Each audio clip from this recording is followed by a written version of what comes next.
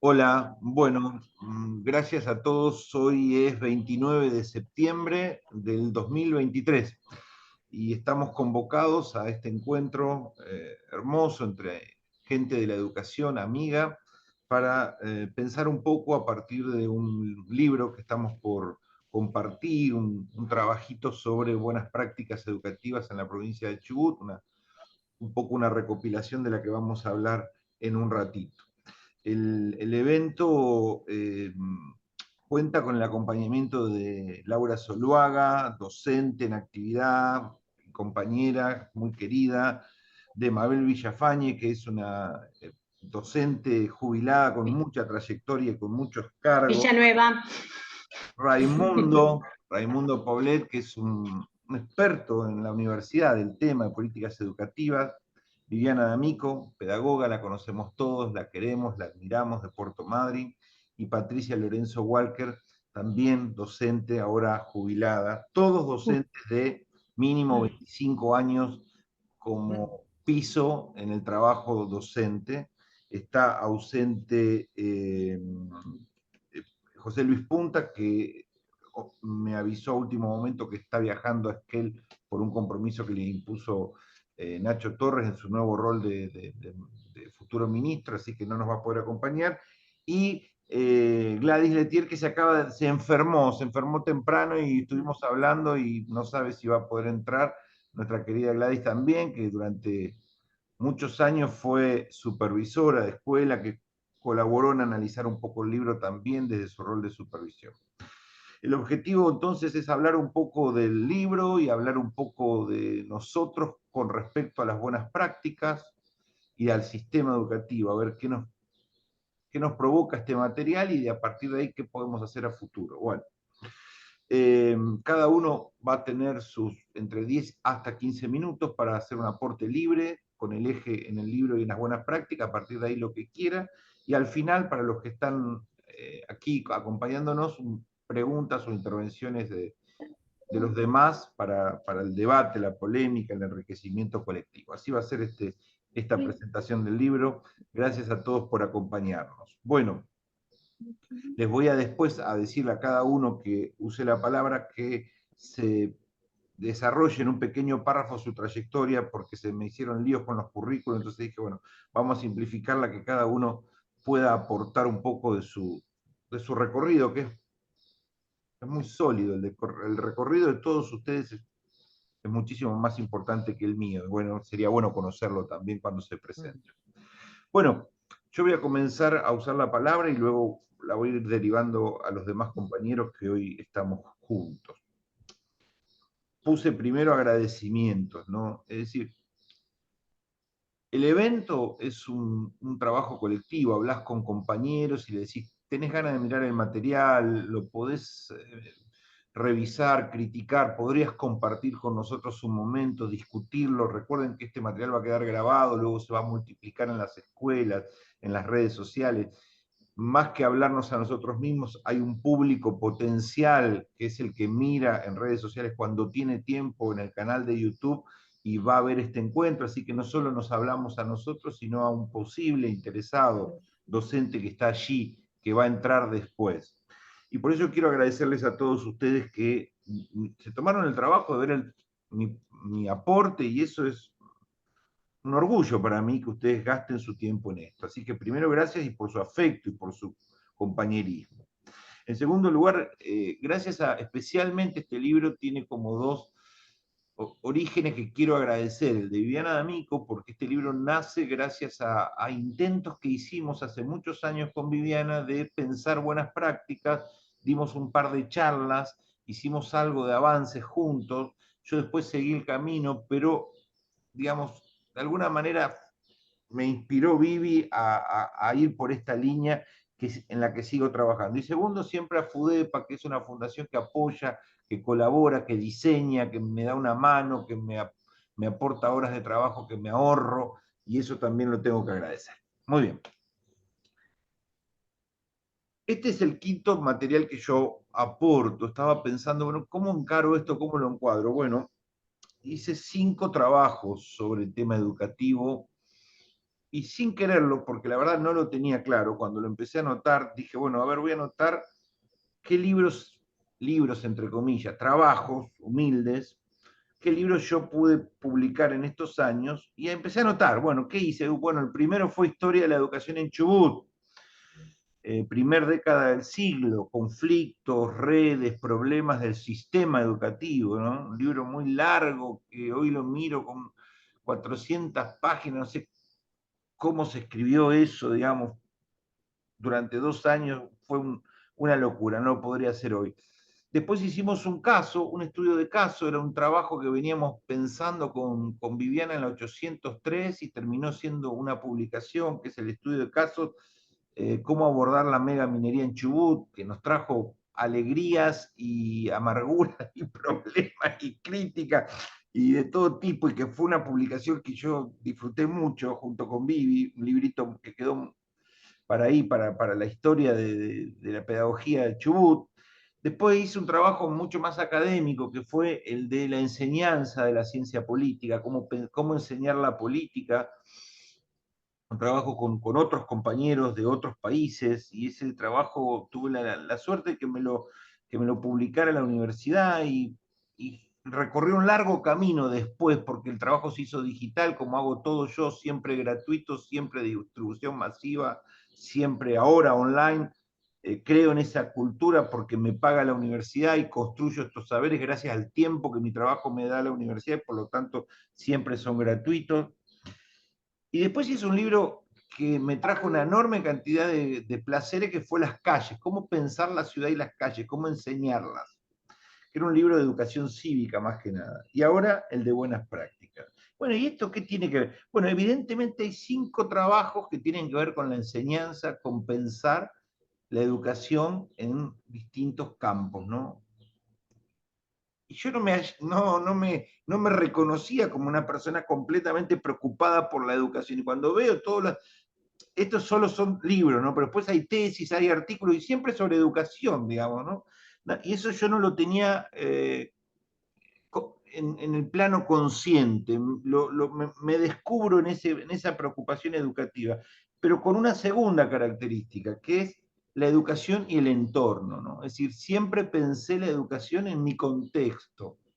Trelew, Chubut, la escuela, las calles, la ciudad, la minería, ¿no? Los sindicatos. Siempre aporté humildes trabajos a pensar el entorno, que es el que quiero cambiar. Soy en el fondo un militante político, genérico de la vida, a veces de partido, a veces de movimientos sociales, a veces solo acá, intelectual, pero siempre he tratado de aportar al cambio, ¿no? A la modificación. Y este libro yo creo que nos puede permitir discutir si el sistema educativo necesita un cambio de prácticas o no.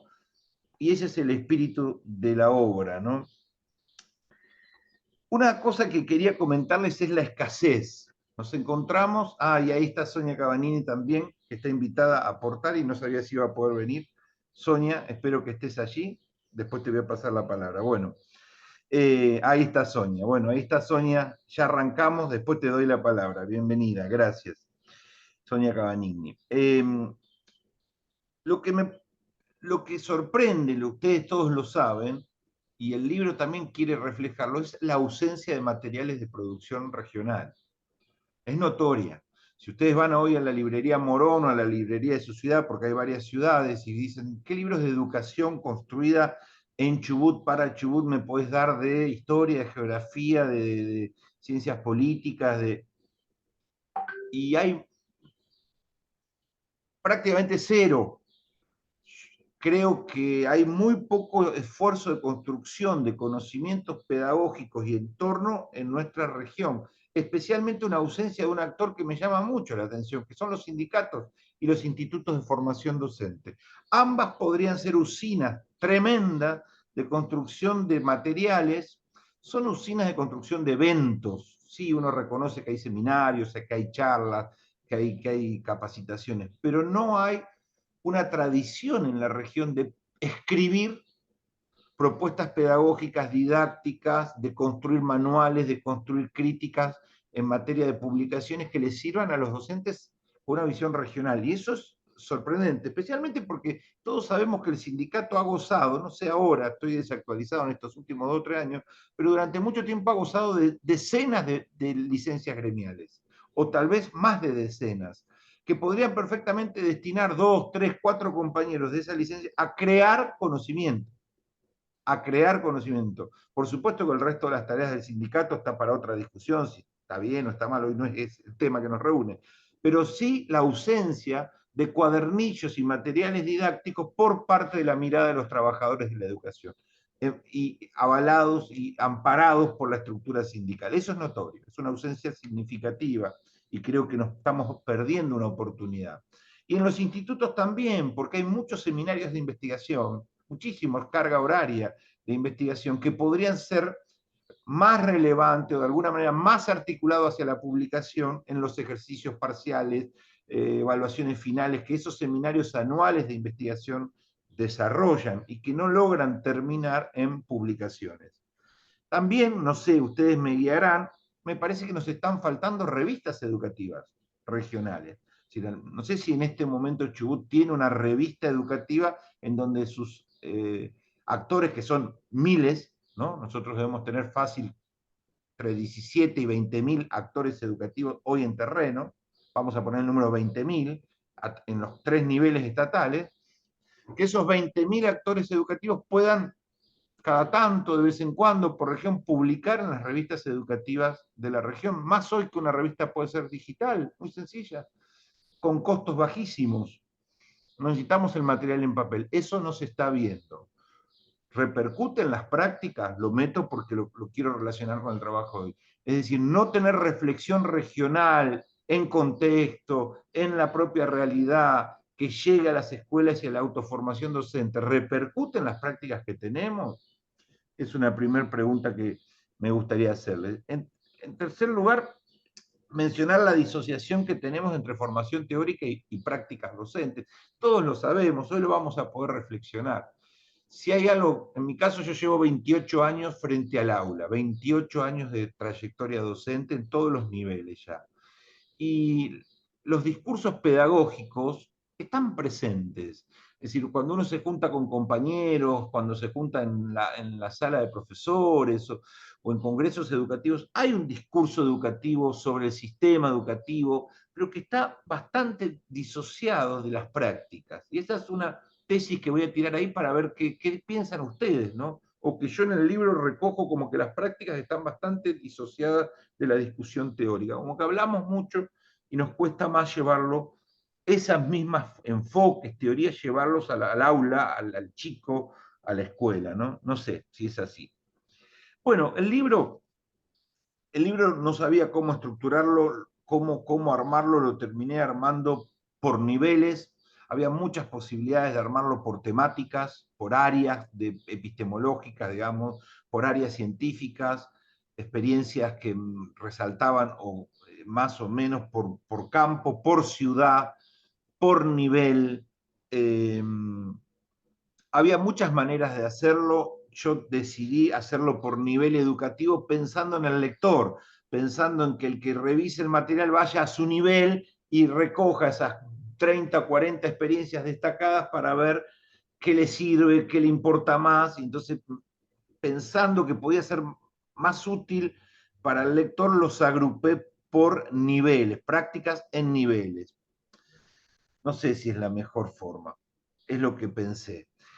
Y ahí quiero decirles que las prácticas que nosotros relevamos son muchísimas más que las que compartimos en este material, en este libro, muchísimas más. Aquí publicamos 140 prácticas educativas que consideramos son distintas entre sí. Algunas se parecen, pero que todas son distintas. Pero si tuviéramos que, por ejemplo, pensar una noticia común que todos vemos habitualmente, participación en Olimpiadas de filosofía, de química, de matemáticas. Los recortes que tenemos en nuestro banco de datos son muchísimos más. Dejamos 3 o 4 de olimpiadas muy distintas como ejemplo, porque no se trataba de un mapeo. Esto no es un observatorio de buenas prácticas, sino recoger ejemplos de diversos niveles para la discusión, pero no es que nosotros publicamos acá las buenas prácticas que existen en Chubut, por Dios, no. Buenas prácticas que existen en Chubut son centenares o miles a lo largo de los años y en todos los niveles. Nosotros recogemos tipos y ejemplos, ¿no?, para la discusión. Eso lo quería aclarar por si alguien me pregunta. Luego, la producción está bastante desactualizada, es un libro que merecería destinarle unos meses más a buscar con más ahínco buenas prácticas actuales. Hemos buscado, pero eso me llevaría varios meses más y quería sacármelo de encima porque estoy escribiendo otra cosa y ya quería terminarlo. Entonces dije, bueno, las dejo en el archivo. Habrá otros compañeros que lo retomen, que lo mejoren, que lo profundicen y podrán ver las buenas prácticas ahora. Pero quiero aclararle a todos los que nos están viendo que este no es un libro que niegue que en el año 2022 y 2023 no haya buenas prácticas, de ninguna manera. Yo creo que siguen existiendo en la provincia del Chubut, que que yo no las refleje acá tiene que ver con mis imposibilidades, no con la realidad, con algo personal mío y de ansiedades de sacarme proyectos de encima, nada más. Pero siguen existiendo, hemos relevado prácticas del año pasado, de este año, y algunas son muy valiosas también y que se están haciendo hoy. Sin embargo, tengo la hipótesis débil, una hipótesis débil, que vienen bajando, que el proceso viene a la baja en distintas dimensiones. Viene a la baja por cuestiones económicas, si los viajes, que los considero una buena práctica, a ver ballenas, los viajes temáticos, se reducen por temas económicos, las salidas se reducen por problemas burocráticos y legales, de seguros, la articulación entre instituciones se reducen por conflictividades cruzadas que la sociedad tiene más que antes. Bueno, por distintas razones tengo la sensación de que esto viene en baja. No está anulado, pero es mi sensación. Vamos a ver qué piensan ustedes. Y cuánto la burocratización, los seguros, los permisos, los procesos, los protocolos han dificultado un conjunto de buenas prácticas que antes eran más fluidas. Y bueno, acá tenemos supervisoras, nos podrán decir. Yo quería mencionar algunas cosas que me parecen maravillosas. A mí me parecen maravillosas y traté de fundamentar por qué. ¿Qué sé yo? Encuentro entre chicos y escritores. Escritores afamados o no afamados que leen en las escuelas y visitan los chicos. Varias prácticas, yo mencioné dos en el libro, pero tengo relevadas muchas. Proyectos solidarios de chicos con causas solidarias de distinto tipo. Encuentros interescolares de todo nivel y color, encontrarse entre escuelas de la misma ciudad o de distintas ciudades, chicos que simulan procesos democráticos con experiencia de elegir gobernador, elegir intendente y otros, prácticas cívicas con ejercicio de ese tipo, olimpiadas de todo tipo de ciencias, elaboración de historietas, coros escolares también para chicos sordos, coros de señas, estudiantes que llevan a los consejos deliberantes de las escuelas, de los pueblos, sus proyectos de ordenanza, como petición, como proyecto elaborado en la escuela y llegan a los consejos deliberantes. Yo recojo dos experiencias ahí, pero tengo varias más en su momento. Estudiantes o proyectos que generan conocer la historia de tu ciudad con la familia, experiencias de abuelos lectores, experiencias de abuelos que vienen a la escuela a contar el origen de la ciudad, cómo era la ciudad, cómo esto, cómo lo otro, es decir, en esta articulación escuela-familia. Intercolegiales de teatro, presentación de productos, servicios y emprendedurismo, todo lo que son los proyectos productivos, las escuelas de turismo, de las ENET, de las técnicas, donde íbamos a las muestras a ver los proyectos productivos que generaban los chicos. Hay muchísimas experiencias. Otras experiencias vinculadas a la palabra, a la comunicación, el diario de la escuela, la web de la escuela, la radio de la escuela. Hay aún experiencias vivas, puedo mencionar solo una que estuve visitándola el otro día en la Escuela de Artes, donde la radio de la escuela está a pleno, pero hoy me parecen más excepciones que experiencias generalizadas, pero hay muchas experiencias de haber hecho el diario de la escuela, la página de la escuela, la radio de la escuela.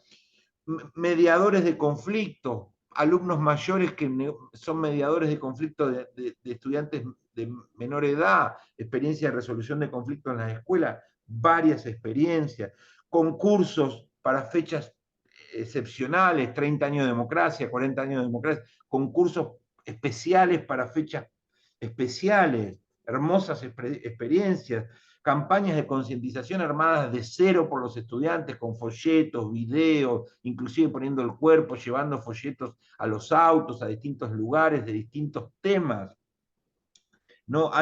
He recogido algunas experiencias de estudiantes que ponen nombres a cosas, le ponen nombre a la plaza nueva de enfrente que se va a inaugurar con el aval del intendente, o le ponen nombre a una nueva calle, es decir, estudiantes que se comprometen con el entorno decidiendo qué nombres ponerles, estudiantes que reciclan computadoras y las donan, ¿no? Bueno, no puedo alargar más, pero son muchos más, muy diversos, muy hermosos y desde mi punto de vista muy significativos y en abundancia en la historia de la provincia del Chubut. Por lo tanto, lo primero que quiero decir es que nosotros no estamos hablando de una teoría pedagógica que podría ser bajada a la escuela si el docente quisiera, si el ministerio quisiera. No, estamos hablando de nuestra realidad, de nuestros hacedores escolares que han desarrollado todo esto, que no tienen nada que envidiar estos proyectos a otros proyectos más lejanos, de ciudades más grandes o de países más sofisticados. Son experiencias maravillosas y en abundancia.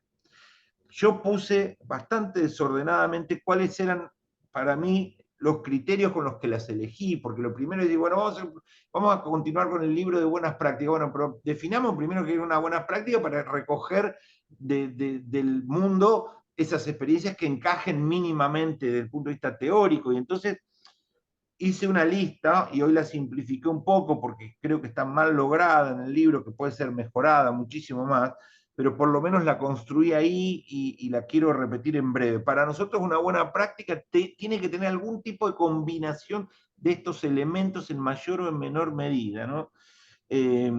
Un trabajo en equipo. Para mí las buenas prácticas no pueden dejar al docente solo con los estudiantes. Requiere equipo directivo, requiere banca del supervisor, requiere colegas del horario que sigue o del turno que sigue para que le permita llevarse los estudiantes. Y tiene que haber entramado de cooperación que habilite muchas buenas prácticas. Por ejemplo, traer gente de afuera, viajar. Todo eso requiere que el docente trabaje con otros, en equipo. El trabajo en red, ustedes fíjense, que ahí yo no lo mencioné, pero hay un montón de experiencias muy ricas de visitas escolares. Los bomberos llevan el perro antidroga a la escuela para que los chicos lo conozcan. La ONG tal visita la escuela, el músico tal presenta la visita de bomberos, la visita externa de instituciones o protagonistas de la comunidad en la escuela requiere el trabajo en red, requiere ser conocido, contactado, la nota, el permiso, el horario. Hay un entorno que hay que aprovechar que está ahí afuera y que lo queremos meter adentro de la escuela, ¿no? Eh, Requiere algo de una actitud positiva y optimista del docente, ¿no? El docente tiene que decir, salgo del aula, salgo de este pequeño laboratorio y me lanzo a una experiencia que no es común, me lanzo porque va a ir bien, porque es bueno hacerlo, porque soy optimista que va a salir bien. Es decir, requiere una actitud en principio, no sé, la palabra valiente, a lo mejor es muy demasiado adjetivo para el tema, pero requiere cierto coraje de salir de una zona de seguridad para ir a un viaje a Pirámide, para ir a un evento interescolar de coros y preparar a todos los chicos en hora, requiere salir, ¿no? Actitud. Sin actitud, con escepticismo, con fastidio, con pesimismo, va a ser muy difícil con esas emocionalidades tóxicas poder construir buenas prácticas, nos parece a nosotros por lo menos. Y después tiene que haber, entre otras cosas, que las buenas prácticas tienen que ser pertinentes a la educación, es decir, no cualquier actividad agradable, digamos, el concurso de coro no puede ser generado desde matemática, excepto que matemática le encuentre la vuelta para transformar, digamos, esa experiencia en en un aprendizaje de la matemática, porque si no cualquiera hace cualquier cosa y es una buena práctica. Tiene que tener pertinencia. Si estás en matemática, la buena práctica tiene que tener ese eje central. Si estás en cívica, en lo que fuese, si las buenas prácticas tienen que tener pertinencia. En primaria es más fácil identificar esto porque el docente es multitarget o es más multitarget que en media. En media es mucho más difícil porque vos estás acotado a un campo y esa buena práctica la tenés que meter en ese campo, o por lo menos muy vinculada, me parece a mí. Tiene que tener cierta actitud, digamos, de evaluación. Tiene que, tiene que poder ser vista como algo que valió la pena, que salió bien, con autocrítica, que lo hicimos el año anterior, que el anteaño lo hizo mi compañera en la otra escuela. Tiene que haber una actitud crítica sobre este trabajo y evaluativa, porque si no todo vale. Entonces pasamos a una especie de actitud superflua sobre las buenas prácticas que tampoco considero que estén buenas, ¿no? Tiene que haber legitimidad institucional, y ahí sí yo creo que hay un obstáculo serio que hoy quiero escucharlos y debatir. Me parece que los directivos están cuidando su trasero, están tratando de atajar penales de arriba, desde el ministerio, de los supervisores, de abajo, de los padres, están atravesados por una enorme cantidad de presiones, y cuando el colega viene y dice, ¿qué te parece si innovamos en tal? Riesgos, eso es miedo, eso es problema, mejor dejémoslo para el año que viene. Entonces, es cierto que la legitimidad institucional cumple un rol fundamental. Ningún docente puede sacar a los alumnos del aula sin el aval de los directivos. Ningún docente, ningún docente se atrevería a hacer un viaje sin consultar con supervisora o ver qué trámite llenar. Entonces, si no hay legitimidad institucional, no hay buenas prácticas fuera del aula. Y fuera del aula, dentro sí, pero fuera del aula no. Yo diría que la mitad de las buenas prácticas se hacen fuera del aula, o con un aula abierta, o con un aula muy permeable con el afuera. Por lo tanto, necesitamos una política educativa que genere buenas prácticas. Necesitamos que el supervisor se sienta respaldado por la normativa y por la política del Ministerio de Educación y dicen, vamos para adelante con esto, banquemos, cuidemos, demos luz verde, porque si el ministerio de ahí para abajo todo el mundo cuida no cometer ningún error y se van poniendo barreras de todo orden, al final de la cadena lo que transmitimos es, hay riesgo, no lo hagamos.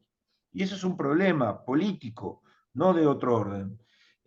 Para mí también una buena práctica tiene que pasar por la participación de la afuera, la familia, los artistas, la política, el medio ambiente, es decir, la escuela no debe ser solo un laboratorio de contenidos que pueden ser enseñados mejor o peor y que está muy bien dar 4, 5, 6 clases solo relacionado a contenido. Pero eso no puede ser el eje central, mucho más hoy, colegas, donde dispersión, la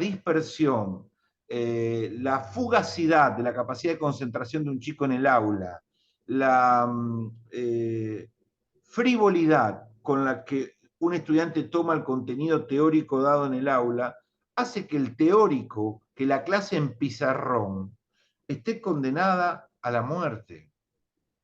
Ustedes podrán decir, no, José María es muy osado, eso hay docentes que frente al pizarrón dan clases magistrales donde los estudiantes quedan hipnotizados, seguro, seguro, pero es un esfuerzo gigantesco hipnotizar 80 minutos a un chico frente al pizarrón, mientras vos hablás frente al pizarrón. Creo que cada vez más.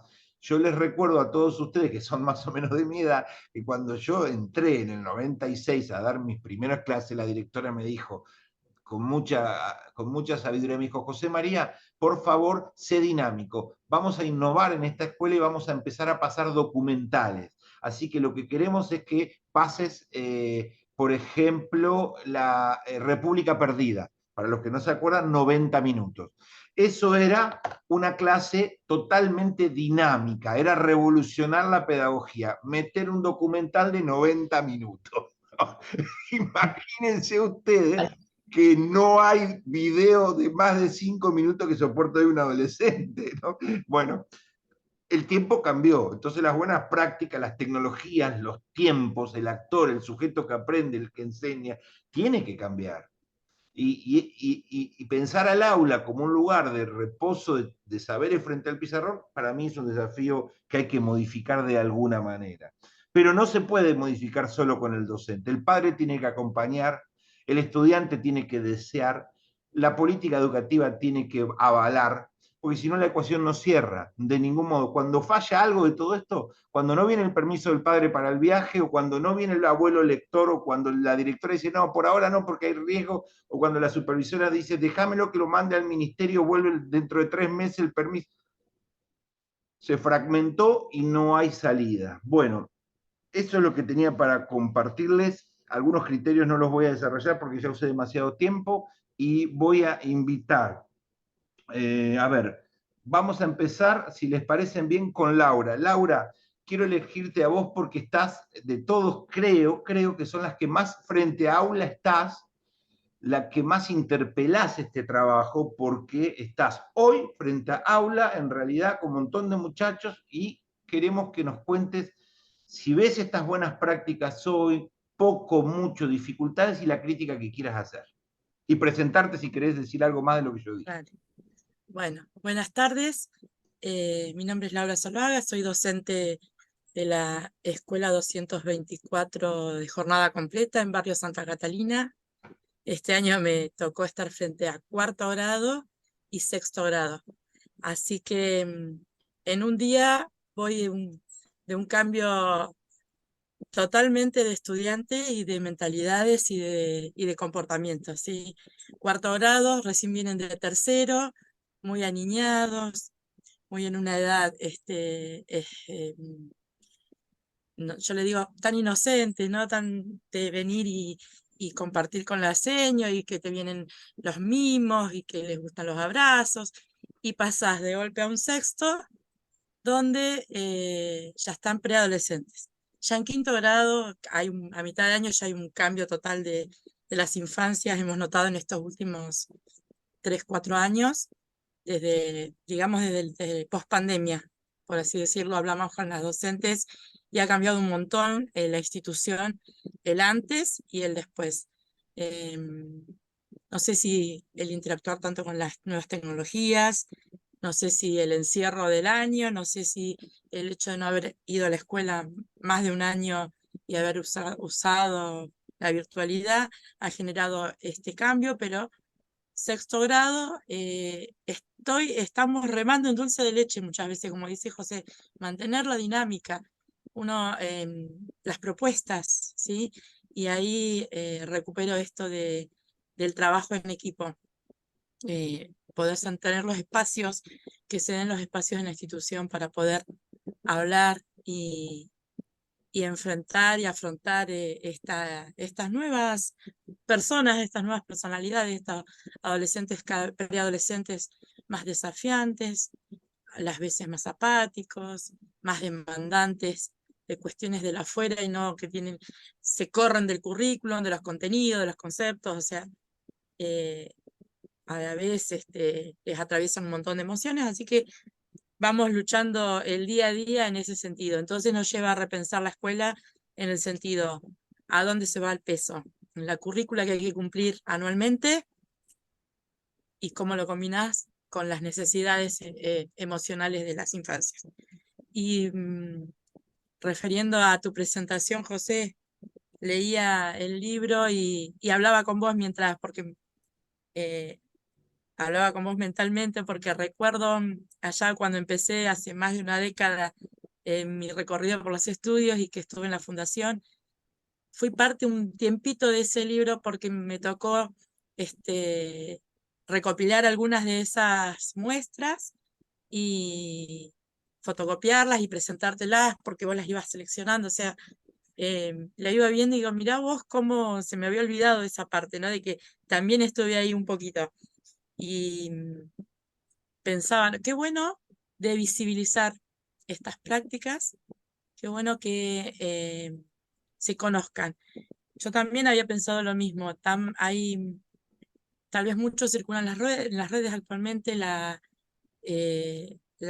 acción docente, las visitas, los proyectos, vamos acá, vamos allá.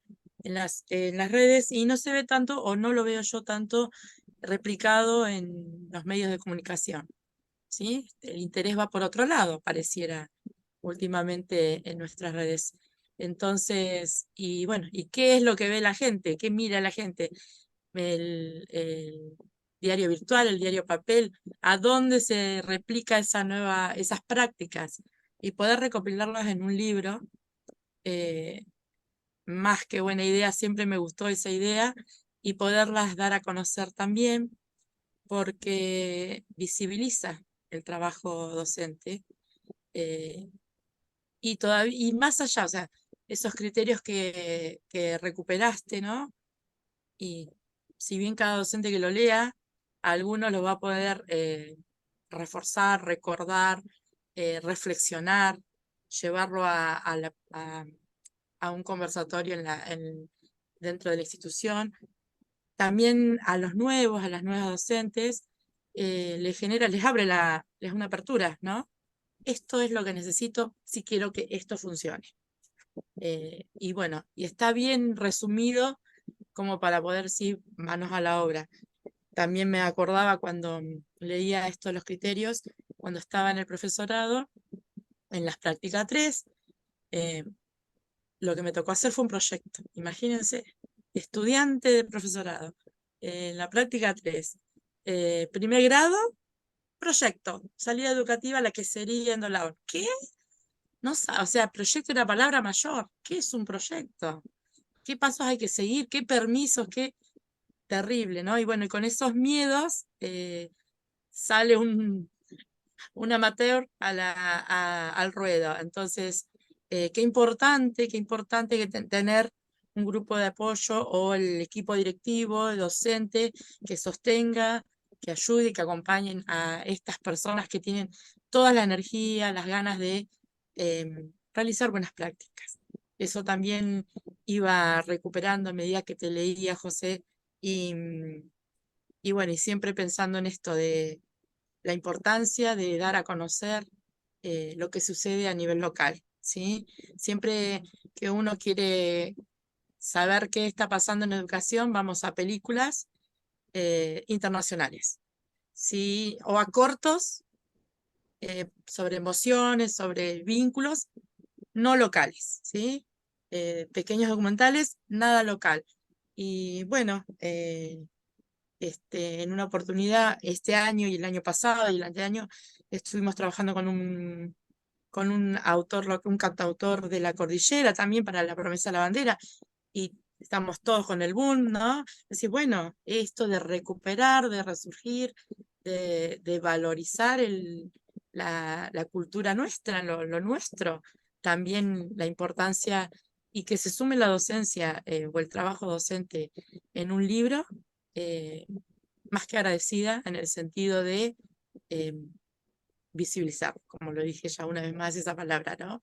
Si lo veo, existe, y si existe, lo valoro, pensaba. Entonces, eh, el poder ver estas propuestas y saber que son posibles. Este año, con sexto grado y con cuarto grado, hemos hecho ya 4 salidas educativas, propuestas del recorrido histórico de la ciudad con el municipio, tienen muy buenas propuestas, después al centro astronómico y luego la articulación con el nivel secundario.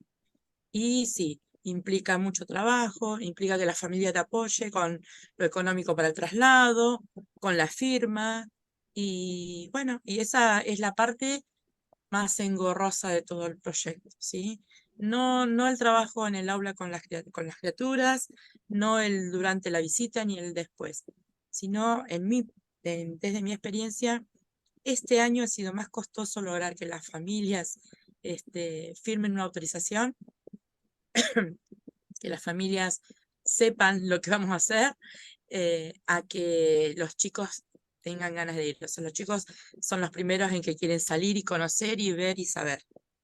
Y bueno, y el registro siempre uno lo hace, foto, y nunca tuvimos la visita de algún medio de comunicación o lo que fuera para visibilizar esas salidas. Así que no nos vas a ver en el diario. Gracias, Muy amable. Mabel, te molesto si continúas vos y te escuchamos. Mabel, ¿me escuchás? Ahí Ahí. está. Adelante. Estaba habilitando el micrófono. Gracias. Perdón. Bien. Yo estuve leyendo y, y de alguna manera pensando en todo esto que planteas, como algunas cosas quedan hacia adentro de las escuelas y no quedan plasmadas en un escrito, en una difusión, en un conocimiento masivo, como decía recién. eh, eh, no visibilizar la acción hace que a veces pareciera que no existen. Y hasta hace 2 años que estuve dando clases en el profesorado, doy fe de que todas estas cosas, y comienzo con la Buenaventura, de lo que vos a veces entraste en dudas si se seguían haciendo estas prácticas, sí, con mucha fuerza, lo que no solamente en la ciudad, sino en el interior, de pronto en la meseta, tuve la oportunidad de conocer muchísimas prácticas muy buenas, donde la vivencia era esencial en escuelas de Paso de Indio, en escuelas de Telsen, donde trabajan en difusión sobre todo esto, en Gastre, acá en Trelew también, por supuesto, en Rawson, en Gaiman, son todos los sectores por donde he trabajado y, y por suerte se siguen dando. Y en esto que vos haces referencia a esto de habilitar la palabra, de la escucha, me parece fundamental. Y ensamblo con esto porque es una manera de habilitar la palabra, el escrito, la recopilación, hace que se difunda. Es una manera de habilitar la palabra, no solamente hacia adentro en el aula, que es fundamental. Y sobre todo en estos tiempos donde a veces impera más la acción física o la violencia por diferentes razones y por conocidas razones en nuestra ciudad, en nuestro país, lamentablemente, tenemos que ir construyendo ese poder expresarse en palabras, ese poder participar y decir, confrontar verbalmente nuestras propias ideas. Esa es una formación que va desde el nivel inicial hacia cualquiera de los niveles educativos. Creo que es fundamental ir forjando ese sentido democrático de participación, de compromiso. Creo que justamente con este diálogo que hacen las instituciones, con el trabajo en red que propones, en las experiencias que están muy interesante, de abrir la escuela a la comunidad, al entorno donde está, a la familia, yo creo que ese diálogo puede ir ampliándose y la mejor manera de enseñar es mostrar con hechos, con acciones. Si nuestros alumnos ven que podemos dialogar con diferentes entidades y podemos trabajar en conjunto y ellos son escuchados, es una manera de enseñar que no se olvida. Otra cuestión esencial que también hace referencia y me parece fundamental, ser cuidadosos de la autoestima, de esa construcción que se va dando con el otro, esa subjetividad que se va construyendo. ¿Y por qué enlazo con esto? Porque cuando hablamos de las prácticas, creo que esos estudiantes, cuando ven que vos como docente das ese lugar a la palabra, das ese trabajo con el compañero, con el cooperativismo, con ese trabajo colaborativo, nosotros vamos construyendo la subjetividad de las personas. Tenemos una tarea muy delicada y que debe imperar la ética. Y creo que allí debe estar anclada la buena práctica también. no solamente en el valor de la planificación, que por cierto también lo mencionás en los escritos, Colmillot, que vos haces referencia a este autor, también habla de cómo planificar, qué son las buenas preguntas, como dice Melina Furman, mentes brillantes, pensadores científicos, son algunos de los libros que me gusta leer porque van forjando de alguna manera la participación y la habilitación de la palabra. Y en esta habilitación, vuelvo a remarcar, la subjetividad se va construyendo desde una pluralidad. Y en esta pluralidad está la diversidad que valoro profundamente que hayas incluido las prácticas en educación especial. Si bien debo decir que educación especial es una modalidad dentro del sistema educativo que tiene intervención en nivel inicial, en primaria, en educación secundaria, porque hay escuelas especiales de primaria, de secundaria. Ya hoy tienen la denominación de formación integral las de escuelas secundarias, pero también hay intervención de educación especial en cada una de las escuelas de toda la provincia. Es cierto que a veces los recursos y las definiciones políticas hacen que la calidad descienda, porque más allá de los discursos hay que acompañarlo con definiciones políticas y recursos económicos. Hablabas de las dificultades burocráticas para hacer esas experiencias y tenés toda la razón, porque hay veces los tiempos, los docentes agotados de llenar papeles que tardan un tiempo demasiado extenso para que cubran los seguros, que además se tienen que hacer 1000 rifas para conseguir los recursos económicos para pagar el colectivo, debieran estar previstos en las políticas educativas. Y creo que eso va de la mano de las buenas prácticas. Si bien considero que las buenas prácticas no solo tienen que ver, como vos dijiste en un momento, con un trabajo fuera del aula, porque uno puede hacer excelentes buenas prácticas dentro del aula, depende con qué enfoque se lo haga. Por supuesto, entendemos que hoy hay un avance con respecto al enfoque de tanto metodológico, didáctico, como desde la pedagogía que se utiliza. Pero creo que siempre es enriquecedor que el alumno pueda trascender esas paredes de la institución o de otros espacios. Entonces, creo que deberá ser quizás nuestra tarea hacernos escuchar para que se centre de verdad en la educación como un recurso que es altamente positivo hacia adelante, porque en las etapas en las que se transite el estudiante, más adelante va a ser el ciudadano que ejerza sus derechos.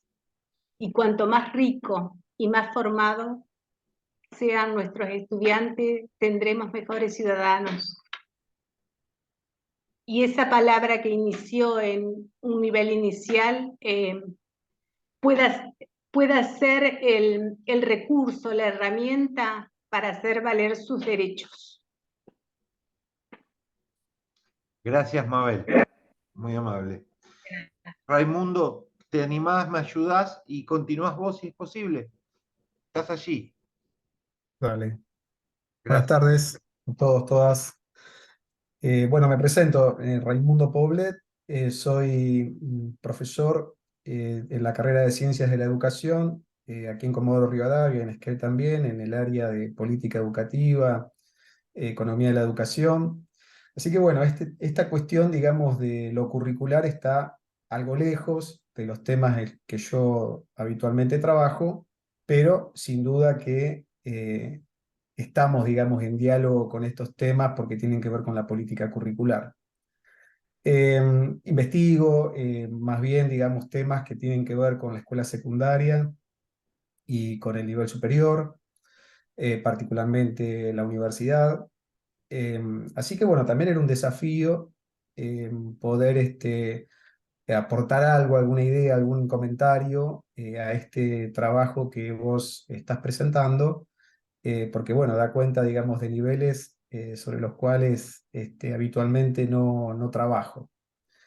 Así que un desafío en ese sentido, bueno, felicitarte por la producción que estás presentando, necesaria.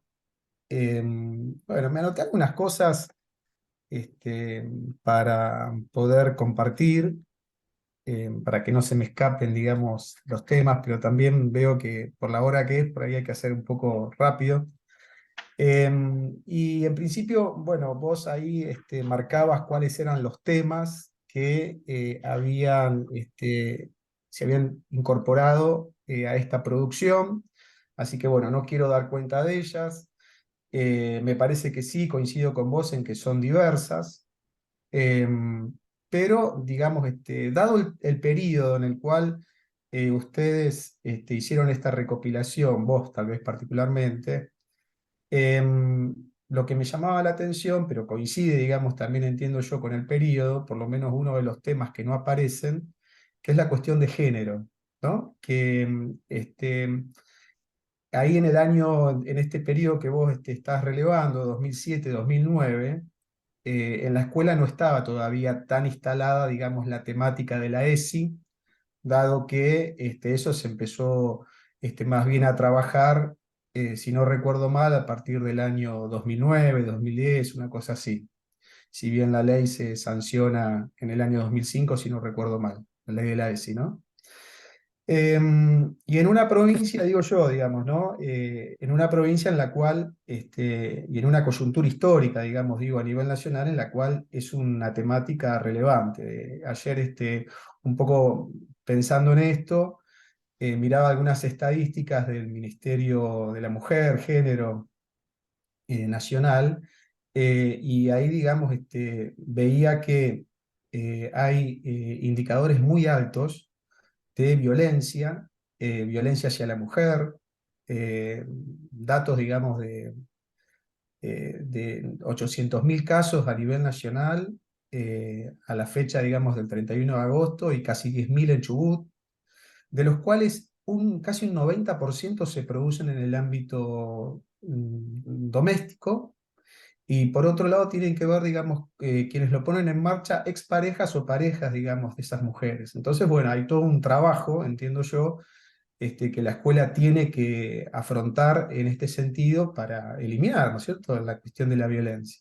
Después, por otro lado, otro de los asuntos que veo que estaban ausentes, bueno, con esto no quiero pasar factura, José, en lo más mínimo, sino solamente marcarlo, porque seguramente son cosas que se trabajan en la escuela, es la cuestión de la interculturalidad. Ahí sí me llama la atención. ¿Por qué? Porque el tema de la interculturalidad se instala en la agenda educativa, en la agenda social, con mucha fuerza, primero en la agenda social con la reforma constitucional del 94, y luego, o antes, mejor dicho, también, digamos, en la agenda educativa, hasta con la misma sanción de la Ley Federal de Educación, si bien con un significado distinto al actual, ¿no es cierto? Es decir, al actual me refiero al que se imprimió con la sanción de la Ley de Educación Nacional. El tema de la interculturalidad estaba presente, y en una provincia en donde, bueno, hay mucha, digamos, población de las comunidades indígenas, en principio mapuches tehuelches, de las cuales el 90% vive en las zonas urbanas, pero no solo eso, digamos, sino también personas, digamos, estudiantes que provienen de países limítrofes también, muchos de ellos seguramente parte de esos pueblos originarios, de esas ciudades, de esos países, perdón, limítrofes, pero también de otros lugares del mundo, ¿no? Entonces, digo, el tema de la interculturalidad también es un asunto, digamos, que me llamaba la atención. Por otro lado, en esto de ir mirando estas experiencias, lo que veía es que la mayoría de ellas tienen que ver con casos de Puerto Madryn, de Trelew, o sea, de la zona del Valle de Chubut, y muy poco, digamos, de Comodoro Rivadavia, de Esquel, y del interior no vi nada, por lo menos capaz que son esos casos que no estaban identificados, ¿no? Con su lugar de origen. Bueno, Mabel ahí hacía referencia al interior, ¿no? En este tipo de experiencias, y eso me parece, digamos, que es importante resaltarlo. Entonces, bueno, me hacía, digamos, como pregunta esto de qué pasa, digamos, los periódicos en ese momento de Comodoro Rivadavia o de la zona de la cordillera, no recopilaban este tipo de experiencias, no le daban lugar a este tipo de experiencias para que pudieran difundirse. Bueno, puede ser, digamos, no tengo presente. Recuerdo, digamos, las crónicas escolares del diario Crónica de Comodoro, que era un suplemento constante, creo, de los días domingo.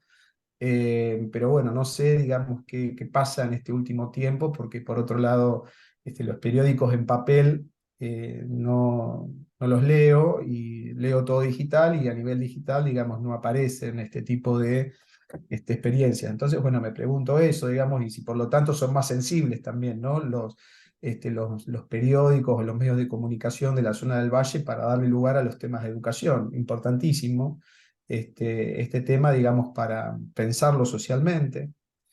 Y también, bueno, como dije, ¿no? Me preguntaba por experiencias de este tipo en el interior de la provincia. Entiendo que hay.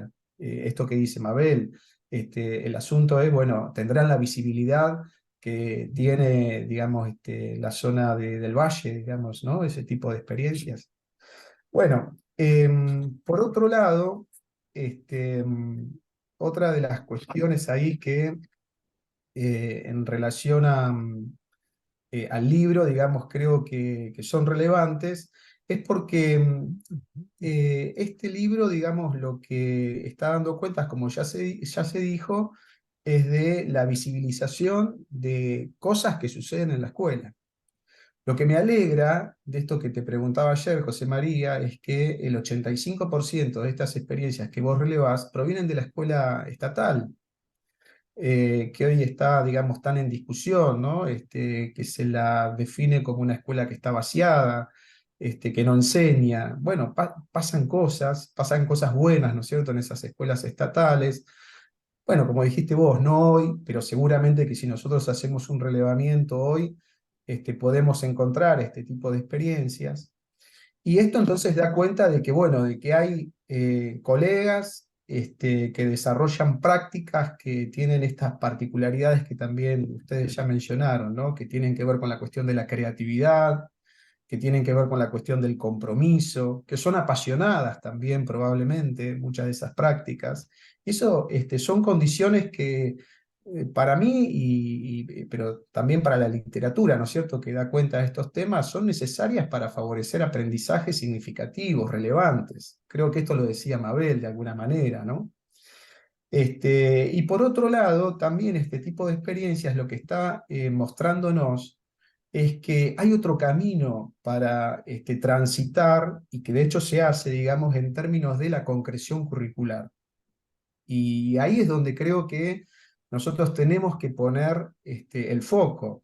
Creo que las autoridades educativas, digamos, de Chubut, y acá no digo, digamos, solamente José Luis, que está invitado a este espacio, sino, bueno, acá vos decís hay supervisores, directores, bueno, algunos somos docentes, si bien yo no me desempeño en los niveles esto que vos relevás en la provincia, pero sí lo hago en el nivel superior. Bueno, también estamos, digamos, participando de este proceso, y sin dudas que tenemos que hacer nuestra contribución, ¿no? Para que, digamos, podamos hacer de la escuela un lugar más amigable para aprender y lograr aprendizajes de calidad. El formato escolar de la escuela primaria y de la escuela secundaria ya hace mucho que venimos diciendo que está agotado. Bueno, este tipo, digamos, de experiencias son las que tenemos que empezar a darle más lugar, más potencia, ¿no? Quiero sí marcar algo, es que este tipo de prácticas que vos estás presentando en este libro, entiendo que hay que ubicarlas dentro de esto del derecho a la educación y del derecho a la educación en el siglo XXI. Es decir, y cuando digo el derecho a la educación, digo también el derecho a conocer, ¿no? Como dice Tenti Fanfani, el derecho al conocimiento, digamos, no solamente ingreso a la escuela, sino derecho al conocimiento, y un conocimiento que sea un conocimiento de calidad. Porque eso es lo que va a permitir, de alguna manera, que es lo que vos querés, entiendo yo, poner en la mesa de discusión, es que los estudiantes puedan lograr capacidades que les permitan desenvolverse, participar como ciudadanos, ¿no es cierto?, activos, críticos, ¿no es cierto?, en esta sociedad que es cada vez más compleja, y que puedan hacer esto con plena autonomía y libertad, ¿no es cierto? Bueno, esto entonces, vuelvo a la cuestión más de orden curricular, esto exige, digamos, favorecer el desarrollo de este tipo de experiencias. Digo, ¿no? Este siglo XXI que nos está requiriendo estos asuntos. Y bueno, estas experiencias pedagógicas, como decía, que nos presentan nuevos sentidos, nuevos formatos, y que tienen que ver con esto que también ya se dijo de fortalecer el vínculo de la escuela con las situaciones de la vida de los estudiantes. Es decir, que tenga, o sea, que la escuela se corra definitivamente de ese lugar enciclopedista, como así lo definimos, ¿no es cierto? Sí, discusión viejísima en el sistema educativo, pero que todavía no logramos saldar, ¿no es cierto? Por otro lado, esto también entiendo que requiere, exige reconfigurar el uso del tiempo y el espacio escolar. Bueno, cuando digo hay que, el formato escolar está agotado, tiene que ver con esto. Tenemos que pensar, ¿no es cierto?, en otra lógica, ¿no es cierto? Y por otro lado, favorecer u ofrecer, mejor dicho, diversas estrategias de enseñanza para hacer, digamos, de que el acceso a los saberes significativos y la formación de capacidades se concrete. Entonces, estas experiencias, ¿por qué pienso que son significativas? Porque habilitan un abordaje multidisciplinar o interdisciplinar. Por otro lado, también posibilitarían, y entiendo que tal vez ha sucedido, ¿no es cierto?, en algunas de estas experiencias que vos estás relevando, el desarrollo de capacidades necesarias para la vida y para el mundo del trabajo, como lo venimos planteando, ¿no?, que tienen que ver con resolver problemas, que tienen que ver con desarrollar el pensamiento crítico, que tienen que ver con el aprender a aprender, que tiene que ver con esto que vos marcabas, ¿no?, como criterio de selección de estas buenas prácticas, el trabajar con otros, el trabajo en equipo, que tienen que ver con la comunicación, que tiene que ver con el compromiso, la responsabilidad social, ¿no? Bueno, estas capacidades nosotros hoy en la escuela tenemos que ponerlas en marcha ya. Ayer tendríamos que haberlas puesto en marcha. ¿Por qué? Porque la Argentina participa, ¿no es cierto?, en Naciones Unidas, ha adherido, obviamente, el acuerdo, digamos, del desarrollo sostenible para el 2030, ¿no es cierto? Y entonces estas capacidades son las que están planteadas en esa Agenda 2030 del desarrollo sostenible. Entonces digo, son asuntos que están hoy ya, digamos, instalados y que tenemos que potenciar. Y a la vez, este tipo de experiencias lo que nos están diciendo es que definitivamente tenemos que ir hacia otro lugar que digo, y que es el del currículum integrado. Es decir, está claro que la forma, digamos, de concreción curricular por campos de saberes como es en el nivel primario, y peor todavía en la secundaria por disciplina, como dije, ¿no?, está absolutamente agotado porque esa propuesta, digamos, de organización curricular y de concreción curricular no nos está permitiendo captar el interés, digamos, del estudiante para que no solo, digamos, esté interesado, sino que logre aprendizajes que sean verdaderamente aprendizajes de calidad, ¿no?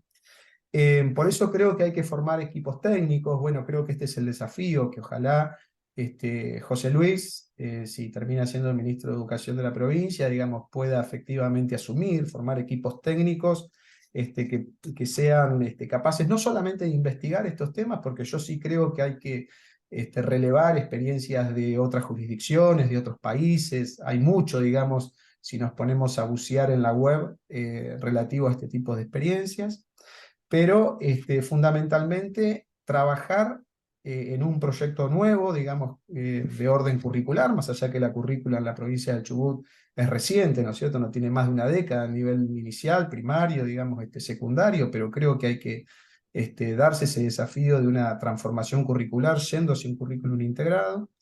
Y para eso hay que formar un equipo técnico y a la vez formar a los docentes. Y recojo el guante, entiendo que los institutos de nivel superior tienen que asumir ese compromiso, tienen que acompañar en eso, pero también la universidad tenemos que ser, digamos, mucho más protagonistas de ese proceso de cambio, pero la cosa, digamos, no pasa, y acá, digamos, doy cuenta de mi tema, digamos, de investigación recurrente, de mis temas de preocupación más recurrente. La cosa, digamos, no pasan solamente por la cuestión de la discusión, que es mucha en términos de la organización curricular, sino que también pasa, digamos, por la cuestión de las condiciones laborales de los docentes, y acá quiero detenerme, digamos, en algunas cuestiones, y por otro lado también en el tema del financiamiento, ¿no es cierto?, de la escuela y fundamentalmente de la escuela estatal, ¿verdad? En una provincia en donde estamos súper endeudados, donde por otro lado gran parte, el 95% del presupuesto educativo en Chubut está asignado a los salarios, pero digo, salarios que y estos son datos recientes, los que voy a mencionar, salarios que han perdido un 40% en su poder adquisitivo, hablo del docente de nivel primario, en su salario bruto y, bueno, el cargo testigo, ¿no es cierto?, que son 10 años de antigüedad. Entre 2015 y 2023, perdió un 40% de su poder adquisitivo. Esto, digamos, es un estudio que hizo Alejandro Morduchovi, que es un especialista, digamos, en economía de la educación, que permanentemente, digamos, estamos leyendo. Por otro lado, un dato más crítico todavía, Chubut es la provincia que ofrece un salario también para este docente de nivel primario más bajo de todo el país, respecto de la canasta básica regional. Estamos abajo, ¿no es cierto?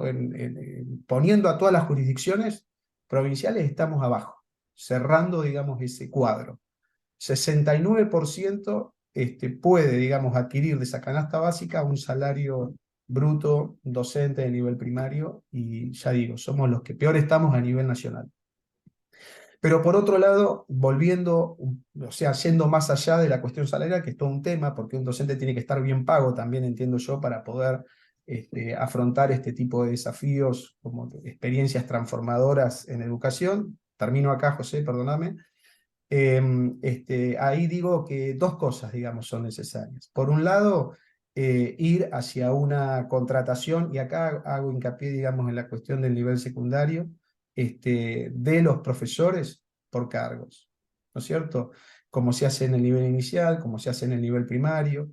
¿Para qué? Para que esos docentes puedan efectivamente participar de este tipo de experiencias. ¿Por qué? Porque van a estar más tiempo en la escuela, porque van a poder conocer mejor a sus estudiantes, porque van a poder trabajar en equipo efectivamente con sus colegas. Uno de los problemas que yo creo, digamos, que tenemos fuertemente instalados en la secundaria, en el nivel superior, es el trabajo en equipo. Hablamos mucho del trabajo en equipo, pero en nivel secundario, en nivel superior, no se trabaja en equipo prácticamente.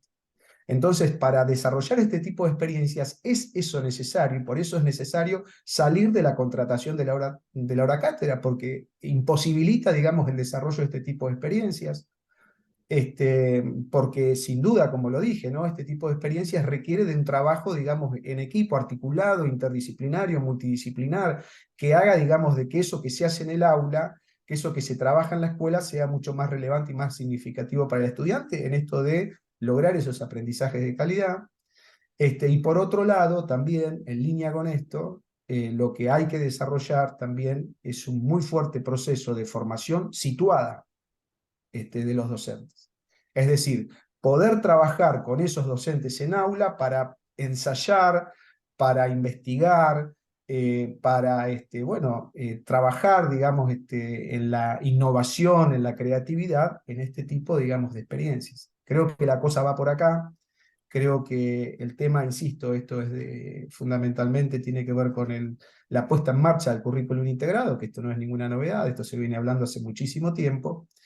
Creo que, bueno, este dilema que vos planteabas al principio, si las cosas se hacen afuera o adentro, sin duda que a los chicos les gusta salir, a las chicas también les gusta salir, digamos, las infancias y adolescencias les gusta salir de las escuelas, pero, bueno, también es posible hacer cosas de este tipo adentro de la escuela.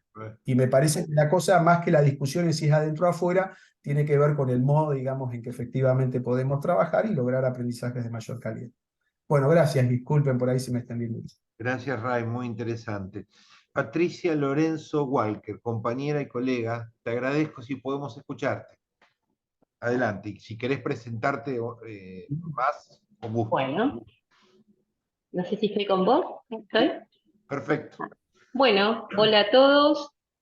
Agradecerte por invitarme a ser parte de la presentación de este libro, que creo que a todos nos movió un poco nuestra propia práctica, nuestra propia historia y nuestra propia trayectoria.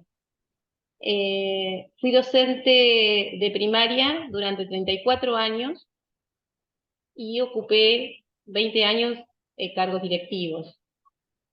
Y me voy a quedar con estas buenas prácticas desde mis propias vivencias. Yo me recibí en el año 1987 acá en la provincia de Chubut, con toda la innovación pedagógica que cuando uno sale a dar lo mejor, y la primera escuela que tomé fue en el interior, Paso del Sapo. Y yo me fui con todas las expectativas de ir a enseñar, a que aprendan lo mejor. Y en realidad les puedo decir que fui una alumna más, porque en realidad me enseñaron más ellos, mis alumnos, que yo lo que les di a ellos. Y esto tiene un poco que ver con esto de la formación in situ y a dónde vamos y dónde estamos. Pasaron 35 años de esto. Y lo tomo como una anécdota muy importante, porque en realidad la que me enseñó a tener las mejores prácticas fue el equipo directivo que estaba en ese lugar, en un internado, el 134. Porque uno llega con todas estas expectativas de dar, de todo lo que uno se formó, pero con el desconocimiento total, primero, del lugar donde fui. Y segundo, el desconocimiento de esos nenes que estaban esperando que yo les dé, y en realidad recibí desde el otro lado. Entonces tomo esto cuando vos especificás en tu libro el conocimiento que tenemos in situ primero y después de nuestros alumnos. Entonces podemos tener, pedagógicamente, ser profesionales, tener todas metodologías importantes, pero no estamos como dejando a un lado a quién les vamos a dar estas prácticas, estas pedagogías nuevas, si desconocemos a esos niños que los tenemos para que reciban de nosotros lo mejor. Entonces me quedo con, más allá de la profesionalidad, me quedo con esos equipos directivos, me quedo con esto que cuando salimos de 5 años pensando que somos profesionales y realmente lo vamos haciendo en la práctica. Entonces me quedo con esos alumnos donde tenemos que escuchar, tenemos que ver, tenemos que observar, y tenemos que observar nuestra propia práctica, nuestra propia vivencia de lo que estamos dando. Entonces esta construcción, cuando vos decís planifiquemos, estemos in situ, conozcamos a nuestros alumnos, e incorporemos a las familias, que las familias son parte de todo esto que nosotros pretendemos dar. Es esta pata de mesa que decimos, docentes, alumnos, equipo directivo y familia. Desde ese lugar no nos podemos ir a decir que nosotros vamos a dar. Es un conjunto, es la comunidad educativa la que nos va a permitir, con todas las vivencias que hagamos, salidas, exposiciones, que es las prácticas que mayormente hoy podemos dar. Vos recordabas la tiza y el pizarrón, y es lo que me dijo una docente de prácticas cuando me recibí. Tu mayor recurso va a ser la tiza y el pizarrón. Pero eso hoy, o ese video que nos hacían poner a 90 minutos, imposible. Entonces está que revisemos este compromiso, esta responsabilidad nuestra como docentes profesionales de lo que queremos darles a nuestros alumnos. Esta movilidad que nos está pasando en nuestra propia vida, en nuestra propia trabajo, también está pasando en el interior, porque en estos últimos años la inmigración que vino del norte está cubriendo esos cargos en el interior. Y pasa este desconocimiento que me pasó a mí hace 30 años atrás. Llegan a un lugar con buenas prácticas, pueden ser muy buenos profesionales, pero desconociendo ese lugar, esa situación que están viviendo esos alumnos, y llegan, están un tiempo y se van, y vuelven acá a Trelew, a Comodoro, y hay mucha movilidad de docentes en el interior. Esa es una problemática que hoy estamos viviendo, y que tenemos también que repensar, porque todos queremos cubrir esos cargos, porque si no, también quedan descubiertos, si no lo están cubriendo gente que viene de otras provincias, tampoco se cubre.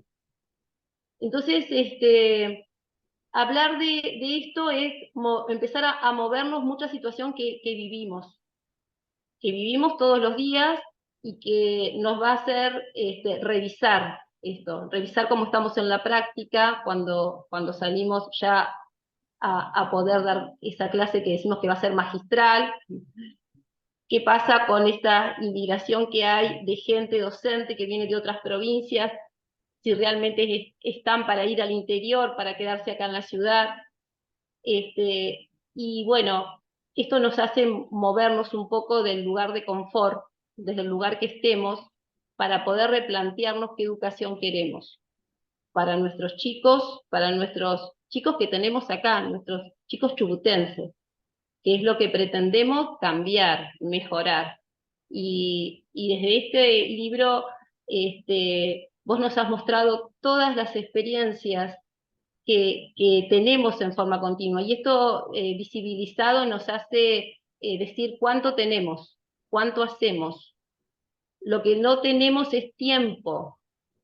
¿Por qué? Porque las prácticas, la currícula nos lleva a que no nos podemos juntar. No nos podemos, esto que decimos, tenemos mucho para dar de nuestros recorridos, y poca producción, poco juntar para que esto se vaya modificando y entre todos podamos tener una mejor educación. Así que este es mi pequeño aporte.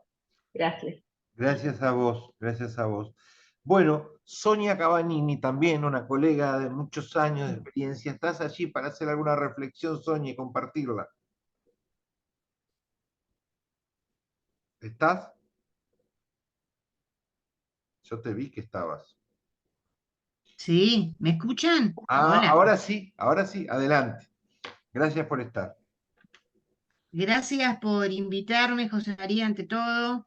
Realmente es un placer eh, poder bucear en este libro que hoy estás presentando, porque la realidad es que si hay una palabra que tengo que decir a modo de caracterizar lo que me provocó, es la palabra saudade. Esto implica, de alguna manera, una remembranza de mi pasado, como lo ha dicho Patricia, en el aula, a través de los 35 años que hemos vivido, y que si tuviera que volver a elegir, creo que sin duda volvería a transitarlo. Me provocó eso, me provocó de alguna manera pensar que no hemos hecho las cosas mal, ¿no? Porque creo que hemos sido docentes en el lugar que nos ha tocado. Es decir, yo he tenido la suerte de atravesar todos los niveles, y la verdad es que todos los días era una motivación distinta para poder estar compartiendo lo que realmente ha sido un placer, el aula. Y lo hemos compartido desde varios lugares, porque así todo hemos estado en lugares de supervisión, hemos estado en dirección, hemos estado en institutos superiores, hemos estado en la práctica docente, hemos estado como secretaria, hemos estado en todos los roles que me ha tocado, que creo que han sido todos. Creo que la convicción, el compromiso, el placer, la pasión que uno le pone, ha convertido, digamos, que no tengo malos recuerdos de ninguna manera. Pero hoy, mirando hacia atrás, lo que sí estoy convencida es que nos está faltando esto que hemos traído, por lo menos los que tenemos nuestra edad, que llamamos vocación, ¿no? Esto que llamamos vocación y que a través del tiempo, por los cambios propios, digamos, de la sociedad, que nos hemos empezado a llamar trabajadores de la educación, es decir, que no está mal, no lo tomo como una crítica, pero sí creo que tenemos que animarnos a revisarnos, tenemos que animarnos a pensarnos desde el lugar que hoy toma la escuela. Yo creo que tenemos que recuperar la centralidad de la escuela. Por la escuela pasa la vida de una persona. Y la centralidad de la escuela tiene que ver con que tomemos justamente a ese destinatario de nuestra visión como algo fundamental que hemos dejado de lado. Hoy, la vorágine de los problemas que la sociedad propia nos ha inmerso, nos ha llevado, nos ha arrastrado, nos hemos olvidado de que no vamos a tener buenas personas, buenos ciudadanos, buenos funcionarios, buenos docentes, si no volvemos a retomar nuestro compromiso y la centralidad concreta de que todo tiene que pasar por la escuela. Yo recuerdo que la escuela, no estaba formada en su momento por varios pilares, pero todos éramos importantes. El portero, el papá, el docente, los funcionarios que nos visitaban, pero la realidad es que el alumno era el centro. Todo lo hacíamos en función, de nuestro compromiso, porque la tarea y el objetivo nos llevaba a que teníamos que lograr lo que nos proponíamos, educar, transmitir y también aprender, como dijo Patricia, ¿no? Eso no tengo duda, permanentemente, eso es todos los días aprendemos, pero estábamos dispuestos a hacerlo. Entonces, lo que creo que tenemos que empezar a pensar, esto me trajo mucho recuerdo porque la realidad es que le puede faltar muchas cosas, le pueden faltar experiencias al libro y creo que, bueno, que nunca vamos a capitalizar porque las experiencias son únicas, son irrepetibles y son de cada uno y tantas personas y días que han pasado, capitalizamos, en nuestra mente y en nuestro recuerdo toda la experiencia que hemos ido atravesando los docentes. Ahora bien, preguntarnos qué es una buena práctica docente, y lo tenemos que hacer todos los días, porque si no logramos lo que nos proponemos y realmente estamos en función, de repensarnos, y la buena práctica no se va a lograr en la medida que el alumno no aprenda. Y hoy, la sociedad chubutense, hace mucho tiempo, hace 6 años que venimos a los tropezones, porque habrá quienes ejerzan su rol y lo han hecho con responsabilidad, pero si sumamos la realidad y hacemos un mea culpa, nos estamos dando cuenta que los chicos están en 6º año y muchos de ellos no saben leer, ni hablar de comprender un texto. Entonces, yo hoy me quedo con esto de repensar cuál es nuestra responsabilidad, no solamente como adultos, sino como docentes. Y es cierto que nos pagan mal o les pagan mal a los que hoy están en la trinchera, pero también es cierto que es nuestra responsabilidad volver a pelear por eso, por lo que vamos a estar asumiendo nuevos roles. Creo que es fundamental que los docentes recuperen un salario digno, pero no podemos descuidar por nada del mundo. Por eso creo que tenemos que creer y pelear para que la educación tenga 190 días de clase. Tenemos que pelear para que los chicos aprendan. Tenemos que, paralelamente, nuestro derecho a hacerlo y ejercerlo, pero no a costa de que los chicos, nuestros chicos, paguen las consecuencias. Y me quedo con eso, me quedo con que realmente se puede, con que realmente hay muchos docentes comprometidos, y eso no tengo duda, pero me parece que todos tenemos que trabajar en función de que una buena práctica es que el alumno aprenda. Gracias, Sonia, muy amable. Ahora viene algún intercambio, un debate. Cerramos con mi madrina pedagógica, mi inspiradora, Viviana. Viviana D'Amico, estás allí, amiga, para compartir tus Sí, reflexiones. sí, sí, hola, ¿cómo están? Bueno, primero también, José, celebrar que tu tesón por continuar estos proyectos y por la sistematización, en este caso de experiencias de docentes, de buenos docentes, que porque ellos lo decidieron, porque sabes que pensaba, la prensa se entera de esto porque el equipo de docentes o los colegas son los que invitan en este caso, medios escritos, la prensa escrita, para que vaya y documente esta experiencia, ¿no? Así que estamos hablando de docentes orgullosos, apasionados. Así que primero celebrar esto. Creo que hay que aclarar que, claro, no son todas las experiencias que fueron publicadas, y es un periodo de tiempo. Lo que me parece realmente ingenioso es la idea que tuviste. Es decir, poder haber tenido esa idea de, bueno, a ver, vamos a sistematizar todo esto que fue publicado por la prensa, me parece una excelente idea.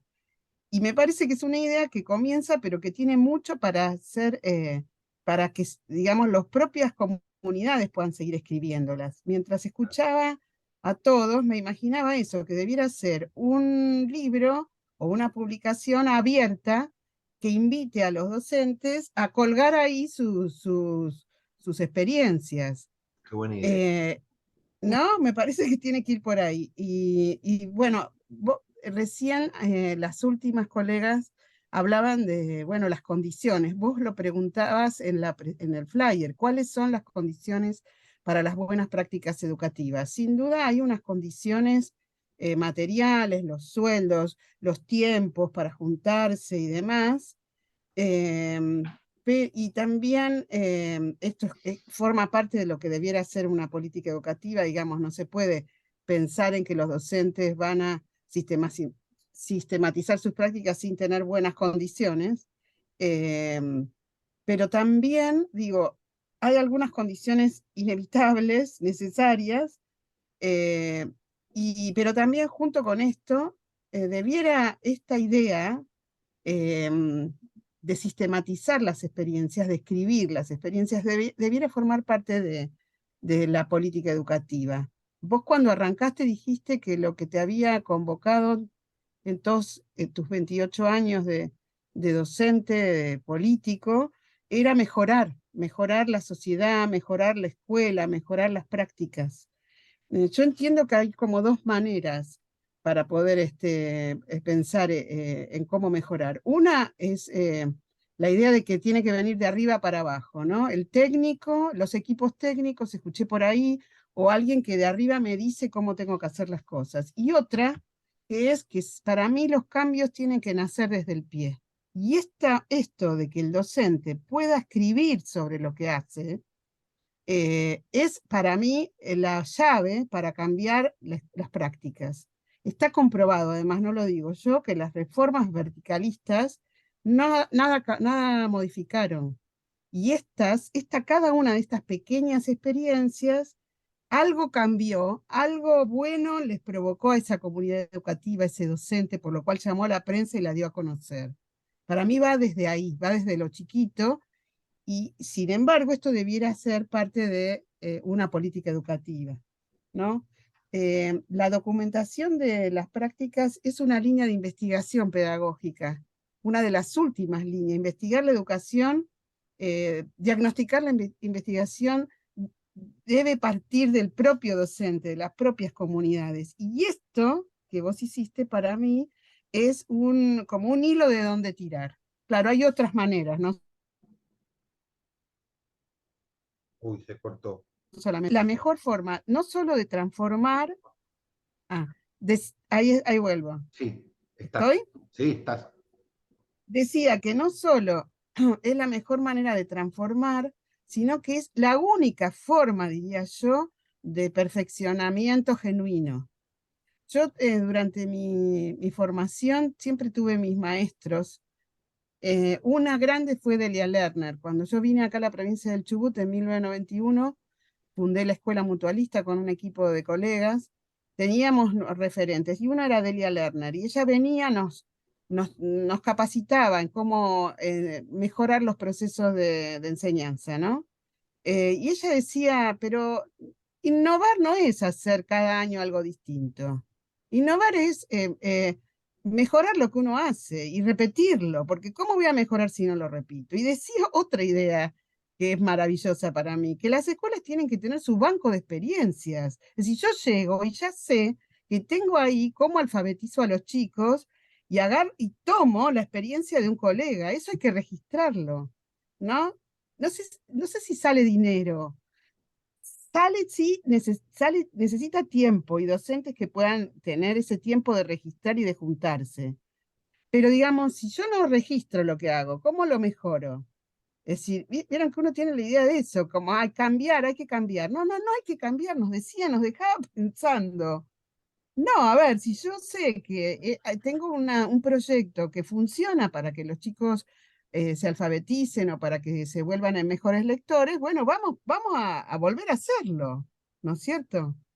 Bueno, eso como que es el modo para mí de mejorar la educación. Así que yo celebro esto, hay mucho por seguir, hay que abrir esto a, a, a qué está pasando. Es verdad que yo creo que, claro, en estos últimos años lo que pasó es que hubo crisis, se profundizó la crisis. No hubo clases, no hubo plata, hubo pandemia. Como que, digamos, qué vamos a esperar? Eso hay que contextualizarlo. Así que bueno, creo entonces para cerrar que sí son estas y no otras porque son las que los docentes hicieron públicas, que es otro eje, ¿no? Hacer público la enseñanza, el espacio, el aula y las instituciones, así sean privadas, no importa, son espacios públicos donde la comunidad tiene el derecho a conocer, digamos, ¿no? Yo como que creo que esto más la democratización de la escuela son las dos líneas que si yo fuera ministra propondría, ¿no? Los cambios curriculares y todo lo demás hay que hacerlo ahí, desde el pie, con los maestros, valorándolos, ¿no? Y bueno, finalmente, las buenas prácticas tienen dos componentes. Hay un componente ético, y esto lo dice un pedagogo que es el que define la idea de buenas prácticas. Es decir, hay unos valores detrás de lo que yo elijo como valioso. Es decir, obviamente una buena práctica va en fila con los derechos humanos como grandes valores, los que nos pone en los que creo ninguno, más allá de las distintas ideologías, vamos a estar de acuerdo. Y después tiene que ver con el saber significativo, tanto de las distintas áreas del saber como de las nuevas preocupaciones que la sociedad tiene. Y fíjense que la mayoría de las que seleccionaste, José, tienen que ver con cuestiones ambientales, cuestiones ciudadanas, cuestiones, ¿no? Así que bueno, por ahí. Yo estoy muy feliz de que hayas sistematizado esto y que vaya rodando, ¿no? Que lo complete, ojalá lo completen las distintas comunidades. Sí, Gracias, José, y gracias a todo el equipo, a toda la audiencia. gracias, amiga. Me tiraste una idea genial que no sé cómo se va a implementar, pero una Wikipedia educativa del Chubut donde me encantó, FUDEPA lo va a tomar y en 2 o 3 años va a haber novedades con esa idea genial, que la voy a vender como propia, la voy a vender como propia. Dale, dale, Yo ahí, te voy a ahí, invitar a una ahí. ponencia. Bueno, hay otros colegas que nos acompañan hoy, amigos, si alguien quiere, tiene intervenciones de 1 minuto hasta 2 minutos, es un momento libre para otros que no usaron la palabra, así los invito a participar si lo desean.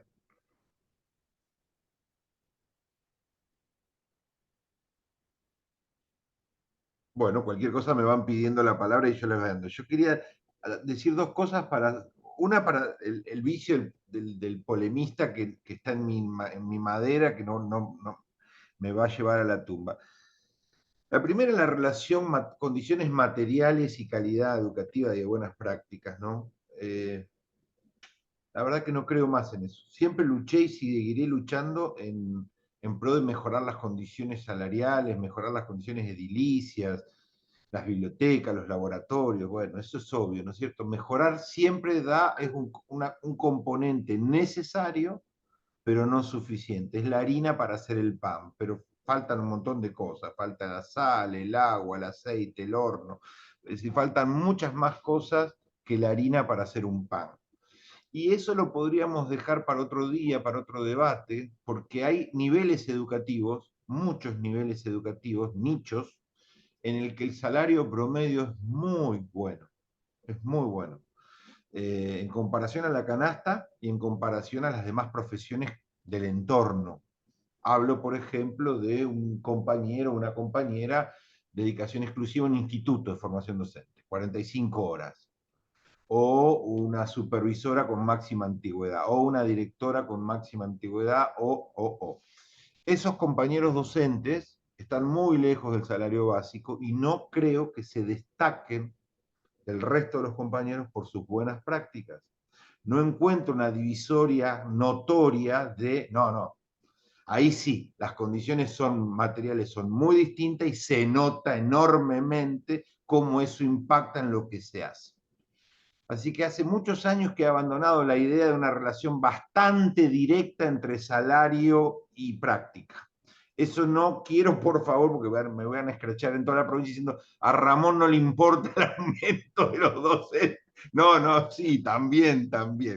La otra cosa es que Raimundo muestra el desequilibrio de la publicación regional, y esto vale la pena que lo digamos porque es historia vieja. Chubut se desequilibró en muchas cosas, entre ellas la presencia de periódicos. Cuando este libro fue hecho, y aún hoy, no hay más periódicos en la cordillera. Para las 6, 7, 8 localidades más grandes de la cordillera no hay más un diario. Desapareció el diario El Oeste, que podía recoger estas experiencias porque tenía una mirada regional y no existe más. Y los otros 3 periódicos provinciales tienen una presencia mínima en Esquel. Vos entrás al diario Jornada o a Crónica o al Chubut y la presencia de Esquel en el diario es reducida a la máxima expresión. Es decir, la cordillera no tiene cobertura de periódicos regionales, con lo cual no podemos acceder, los docentes de Esquel tampoco pueden publicar en ningún diario Esquel o Trevelin sus propias prácticas. Requeriría, bueno, ya un proyecto de investigación financiado, trasladar un equipo, no sé, ver otros instrumentos de recogida de datos que este libro no tiene. Y en el caso de Comodoro pasa algo que es notorio, porque Comodoro es una ciudad con una fertilidad académica, educativa impresionante. Sin embargo, hoy justo estaba revisando el diario Jornada, el diario Crónica de Comodoro y el diario Web de Madrid, publican menos de 1/3 o 1/4 de lo que publica el diario Chubut, noticias educativas. El diario Chubut se destaca notoriamente, yo diría por 3 o por 4 con respecto al resto de los diarios regionales en su versión web, eso quiero aclarar, siempre en su versión web. Cuando ustedes hagan la prueba ahora, entren en las 4 páginas y pongan, no sé, práctica educativa y van a ver lo que les devuelve cada uno. Eso no significa que Comodoro no tenga eso, significa que nosotros usamos ese solo recurso, el diario Crónica de Comodoro, ¿no? Todos los recursos son limitados. Quería aclarar eso. Con respecto al tema de prácticas de género, nosotros, digo, la base nuestra es muy grande, pero termina en esa fecha y yo creo que la explicación que da Raimundo de la omisión es esa. Nosotros jamás quitaríamos una buena práctica sobre temas de género o de educación sexual por una cuestión, no sé, de sesgo, de ideología, todo lo contrario, la recuperaríamos. No las vimos, hay muy poquito ahí directamente, ¿no? Por eso. Bueno, decir eso. Por otro lado, es fundamental la idea para cerrar acá, chicos, y abrir a ustedes el debate o el cierre o un cruce rápido. Esto que dice Viviana, buenas prácticas tiene que combinar dos cosas. Nosotros eliminamos un montón de buenas prácticas, tenemos un montonazo de ejemplos, pero fuimos seleccionando. Buenas prácticas se tienen que dar para nosotros dos relaciones. Una es sentirse orgullosos los docentes. Los docentes dicen, hola, para nosotros esta es una buena práctica, queremos que el diario venga a cubrirla. Todos son casos así. Y en segundo lugar es que el recopilador, con su visión, su ideología, le parezca, adhiera a eso y la recoja, digamos, ¿no? Por eso no están todas. He desechado algunas, qué sé yo. No, hay muchas prácticas políticas en las escuelas que las considero abusivas y que se publican como notorias. Por ejemplo, el intendente en candidato de reelección visita la escuela y da una charla en plena campaña electoral. Eso se ve en muchos recortes. Eso me parece una práctica que no está dentro de lo que yo recogería, porque está en campaña, porque está en un abuso de poder en el doble rol, digamos, dar una charla cívica justo en el momento en que quiere ir a la reelección, pero en otro momento sí, etcétera. Se tienen que dar esas condiciones. Y por otro lado, por último, decirles esto, todos nosotros, creo, estamos alejados de pensar el entorno. No nos han enseñado a pensar el entorno. Nos han enseñado a leer a los grandes pensadores, a leer a los autores de moda, a leer a los top, y nos suena berreta el entorno, nos suena menor, nos gusta irnos hacia arriba. Yo le decía el otro día a gente de la fundación que contra YouTube es dramático los eventos, porque todo lo comparás, o sea, va a tocar la guitarra Juan, y vos comparás con las recitales que ves en YouTube, y todo, qué berretada es todo esto. Y vos, todo lo que se produce en el entorno precario de nuestros contextos, lo llevás a las redes sociales y desluce. Y entonces empezamos a crear una estética, una perspectiva con una vara muy alta, fomentada también por las redes sociales, y cuando la comparamos tendemos a deslucirlas. Yo revalido, revalorizo y repienso mi entorno. Este es mi entorno, estas son mis escuelas, esta es mi sociedad y esta es la que hay que cambiar. Y yo creo que en el contexto en el que tenemos hay que premiar, hay que aumentar la empatía y el valor por lo que tenemos, porque desde la desvalorización no se puede cambiar nada. Por eso adhiero a lo que dijo Raimundo, a todos, porque yo creo que todos valorizaron. Y me emocionó mucho en muchos lugares que dijeron, bueno, yo repasé todo lo que hicimos estos años, hicimos cosas muy importantes. Creo que lo dijeron casi todos. Este es el espíritu que hay que llevar a la maestra que está ahí, que está sola, la directora, ahí, haces cosas muy importantes, pueden mejorarse, pero esto es espectacular. ¿Qué piensan de todo esto? Dejamos un momento libre de opiniones cortas y nos vamos. 2, 3 minutos cada intervención, de lo que quieran. Yo quería aportar, creo que cada uno fue expresando y focalizando desde sus propias vivencias lo que más le ha impactado desde tu libro, lo que nos hiciste es mover, ¿no? Remover ese camino que hemos hecho, y bueno, cada uno fue focalizando, porque es así. Si ponemos una palabra de cada uno fue mirando donde más nos ha tocado nuestra propia práctica. Así que qué bueno que nos hiciste revisar esto. qué bueno que nos hiciste ver que tenemos mucho para dar todavía desde encontrarnos, de esto de empezar a dejar ese registro. Tenemos mucho registro, pero lo tenemos en la mente. Falta que nos juntemos a escribirlo, a dejarlo, a palparlo desde nuestra propia vivencia y para mejorarla, ¿sí? Para mejorarla. Así que, bueno, esto quería expresar de lo que hemos compartido.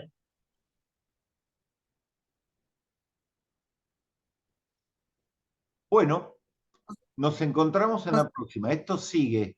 Gracias a todos. Pronto les paso el link para compartirlos. El debate recién empieza. Un beso a todos, los quiero. Chao. Hasta la próxima. Chao. La Gracias. próxima.